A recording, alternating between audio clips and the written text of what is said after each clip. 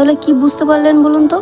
Police, প্রশাসন ও গুপ্তচর দিয়ে মানুষকে দুর্নীতি মুক্ত রাখা যায় না। কারণ এরপর মনিব যদি ওই গুপ্তচরকে ধরার জন্য আরও একটি গুপ্তচর নিযুক্ত করে, তাহলে দুধে আরও এক পোয়া পানি ঢুকে পড়বে, তবু ভেজাল বন্ধ হবে না।